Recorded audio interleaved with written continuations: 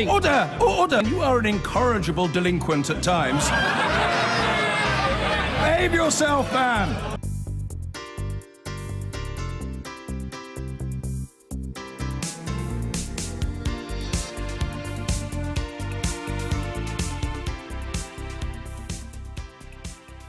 In 252 days, Britain will Brexit, after a stunning referendum campaign won by the Leavers. The man who paid more than anyone towards that victory is Arron Banks, millionaire friend of Nigel Farage, supporter of Donald Trump, and, it turns out, a man who spent much more time with Russians than he cared to admit. From first admitting to a single boozy lunch with the Russian ambassador, a series of leaked emails forced him to admit to many more meetings and offers of gold and diamond deals with Russian businessmen. Tonight, we have uncovered court documents from months before the newspaper revelations, which raise further questions. Mr. Banks says one source of his wealth is diamond mining in southern Africa.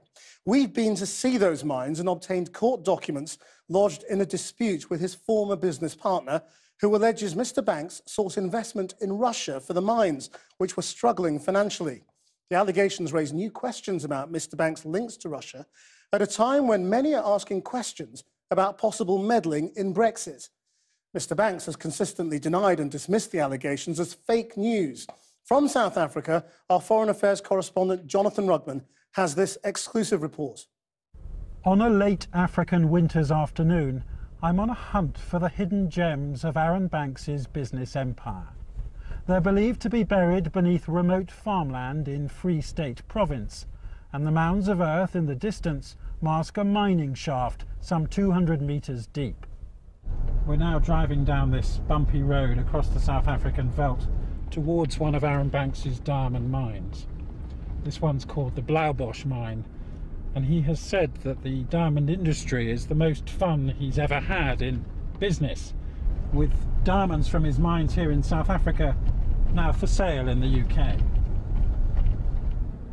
Well, that looks like the mine over there.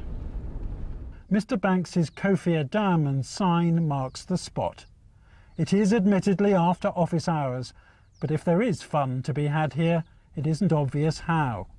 Africa's diamond rush peaked over a century ago, but Mr. Banks insists this mine is operating normally and it's in production.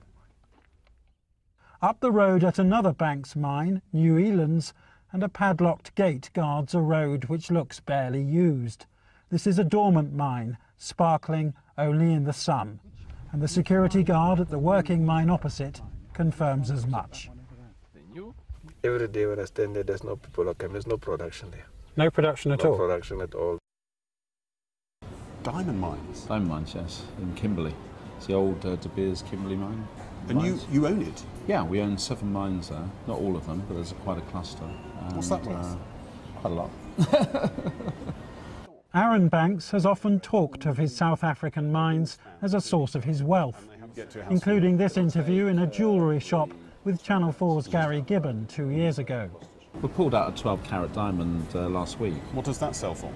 The rough diamond itself is worth for $80,000. In fact, Mr. Banks owns this shop, Parsons in Bristol, not far from his home. He grew up in Africa, and the concept of selling diamonds from his own mines clearly enthralls him.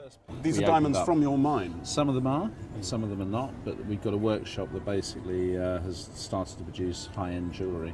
So if you look at these ones here, they're tanzanite beautiful. The town of Kimberley is South Africa's diamond capital. It's built almost on top of what they call the Big Hole, hollowed out by miners in Victorian times. Another controversial British businessman, Cecil Rhodes, made his colossal fortune here as the founder of De Beers Diamonds. And if you drive into the bush from that statue for about an hour, you find a former De Beers mine, now owned by Arron Banks. In 2013, Banks went into a 50-50 partnership at Newlands mine. His 2 other mines were later included in the deal. But according to documents we have discovered, the mines were underperforming and needed big injections of cash to turn them around. Banks's former business partner alleges he went to Russia in a search for money. It seems a long way from here to the courts of justice, But we've obtained extraordinary documents filed in a South African High Court.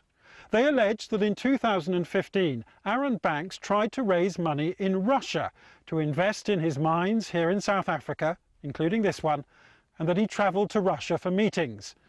Those claims are included in these court documents filed in February, and they matter amid ongoing controversy over how Mr. Banks funded his campaign for Brexit. Last month it emerged that Banks had multiple meetings with the Russian ambassador in late 2015 and in 2016 and was offered potentially lucrative business deals. But his former business partner's testimony suggests his involvement with the Russians was earlier. I was finally made aware in October that in truth Banks had been dealing with Russians who contemplated investing in the mines. I was informed by Banks that he had travelled to Russia and discussed with them the diamond opportunities as well as gold mining opportunities in Russia. He further indicated that he would be meeting with the Russians again during November. We showed the documents to Damien Collins, the Conservative MP who chairs the Commons Select Committee looking into Mr. Banks's role in the Brexit campaign. Well, I think the allegations throw a completely different light on Arron Banks's relationship with the Russians. The papers suggest that he was actively seeking investment from the Russians. He was actively seeking to do deals to support his mining interests in South Africa. And this all happens before his famous boozy lunch with the Russian ambassador. So the Russians knew that Arron Banks needed money and that he was looking to them for it. Arron Banks told Channel 4 News that he never had any business dealings with any Russian investors through any of his businesses. He said there was no evidence to suggest otherwise. But he does appear to have been short of cash. The court documents allege that far from being lucrative, the mines were struggling even to pay wages. One email from the manager to Arron Banks in April 2015 says, "We're currently running approximately 4.5 million rand in the red, of which approximately 1.75 million are creditors. This month we will require a further 1.3 million rand to see us through the month, including salaries. Obviously we will have sales in early May, however we will still need to see the month through." Banks claimed one way he could find the money was by issuing a bond to investors which promised healthy returns. This glossy brochure, now removed from the internet, predicted that with investment, Newlands mine would make profits averaging $7 million a year, while Blaubosch would make $10 million. The aim was to raise around £8 million for the mines. Throughout the early part of 2015, Arron Banks was promising the imminent arrival of these funds. Construction of operation on the mine sites continued in expectation of the funds. However, these funds were not forthcoming.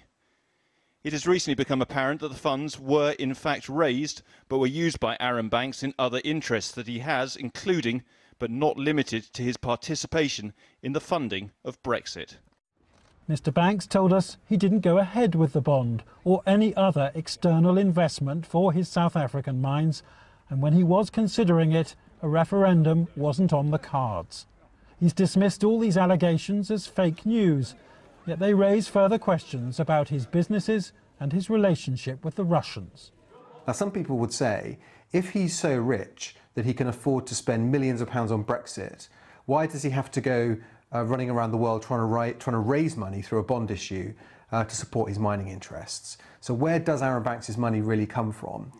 Mr. Banks told us he is suing his former business partner, who made the claims in the court document, for considerable damages, and that he was hardly a reliable witness.